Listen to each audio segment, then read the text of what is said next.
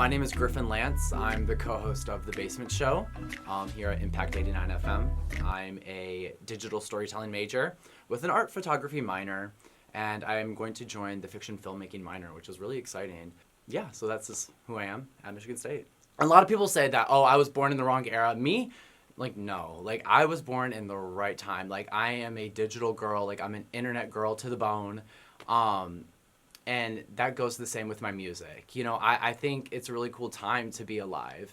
And because I feel like artists have so much freedom and access to resources to allow their creativity flow without worrying about major labels or having to follow a certain format with what they create. What I'm trying to say is that I love electronic music and hyperpop. One thing I love about The Basement is that I can find a lot of cool artists to come perform on here. One thing I love about Michigan is that the electronic and EDM scene is booming in Detroit and in Grand Rapids. And I think that's awesome, especially, to be, close to both and just to experience that. Me and Liv both think this, but I think I have the coolest job on campus. I get to interview artists and hear them perform live. Starting with my first album, number 5, I would definitely say it would be Juno by Miss Remy Wolf. This was released in 2021. I would describe this as scatterbrained Californian pop. It's so good. I think, honestly, it's so ahead of its time. It's colorful, it's playful, and I like how it touches subjects about, about loss and heartbreak and just struggles of life, of being a young adult, but in a groovy and danceable way. She's just really unpredictable. I don't know, there's no skips on this album. I love it so much. Juno's a great album, especially the deluxe.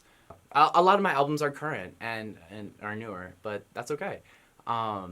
Yeah, I love Remy Wolf. I think she's very talented, and I'm excited to see what she creates next. My fourth album would have to be The Pink Print by Nicki Minaj and Loud by Rihanna. Okay, just give me a break. I want to put them two together because they're both very nostalgic to me, and those albums raised me. My first ever music I had was Loud by Rihanna. I had a CD. I got that for my, I think, 9th birthday or 10th. I got it from a friend, and this is right when everything was becoming digital, but I still like CDs. I still have it, and that album kind of changed me. My parents just let me listen to whatever I want, and I'm very thankful for that. And what I would have to say about The Pink Print is that Nicki Minaj raised me. I'm a barb, honestly. I am. I'm not gonna come on to this interview and act like I'm not. I need to acknowledge the fact that she honestly is a big influence in who I am today. I love female rap, and I think she is the queen. Stream Bigfoot, I don't care. But yeah, and I definitely think, Nicki is the queen. I don't think anyone can compare to her, obviously. I think she has broke so many boundaries when it comes to hip-hop, and her influence is undeniable. You've never seen a rap girl combined pop and hip hop and put it together and become mogul and become a powerhouse. Yeah, I love Nicki Minaj. So I'm a barb. The Pink Print's great. That's personally my favorite. I think it's her best album. Yeah. Do I listen to it right now? Not really. I listen to it from time to time. I'll come back to it every once in a while, but it still holds a place in my heart. So yeah. Number 3 would be Heaven Knows by Pink Panthers. I think Pink Panthers is an awesome artist. I would love to be friends with her. She seems super cool. I think she's beyond talented. She just actually won Producer of the Year at the Billboard Awards for Women, and that was well deserved because she produces all of her music. She started in her dorm room, and I think she's very talented and very unique. I don't think there's never been a sound like her, and especially what she does with, UK drum and bass, and how she has a Y2K sound. No one's ever really done that before her, and that's one thing I really appreciate about her. Her Heaven Knows is nostalgic, it's ominous, it's hypnotic. It's really cool. Like, I think it tells a really cool story. Like, I'll listen to Heaven Knows if, like, you know, I just meet a new MCM and I'm happy and I'm feeling good, you know, and I want to dance. But also I'll listen to it when I'm, like, down in the dump and I'm, like, not okay. So yeah, it's very versatile. Like, she has a song called Ophelia on it where she talks about, like, drowning in a bathtub.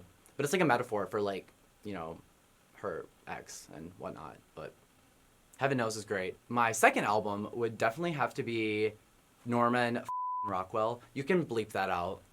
Just bleep that out or something. Okay. Would be NFR by Lana Del Rey.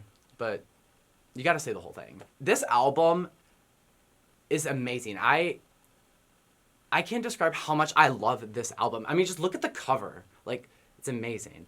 I think, you know, as an artist myself and my love for digital media art and music, I think an album cover is just as important as the music itself. It really sets the tone and it really, you know, tells a story. And I think this album cover is amazing. But also the music, obviously, too. This album is a masterpiece. It was robbed.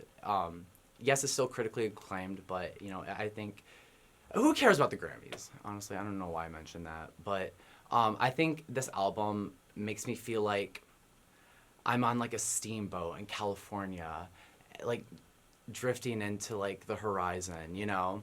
And, you know, it really lets you look into Lana's haze of, let me think how to describe this. A haze of, like, psychedelic synth. I think Jack Antonoff is a very talented producer. I love it when he works with Lana, and I'm really excited to see what they create next. I think the best time to listen to it would definitely have to be in August and, like, to, like, mid-September. And my top album, drumroll please, would definitely be Our Angels by Grimes. Our Angels is, and she doesn't like it, but, you know, I love you, Claire, like, I don't know, Grimes, but I think this album is just so ahead of, I mean, it was critically acclaimed then, but it's still, like, I think Our Angels is timeless. You know, when I listen to it, it feels like a journey through interstellar space, but also it kind of tells a story about being a young adult and, like, leaving the house and being on your own and all of the, you know, wonderful and terrifying things that come with that. You know, and I can really relate to, any college student can relate to that now. And I think the album is written beautifully with, you know, her journey to California and leaving Vancouver. I have so much respect for Grimes. I think she's very talented with everything she does. She produces all of her music. She writes everything. Yeah, no skips. I have it on vinyl. I have all these albums on vinyl. But Our Angels is definitely, like, my favorite album. And honestly, it changes, but, like, this one's usually at the top. Once again, those are my top 5 albums. I'm Griffin Lantz, the co-host of The Basement Show, and that's a wrap. Okay, cut the cameras. Wait, hold on. Can I do the dance? Yeah, do the dance. Okay, what should I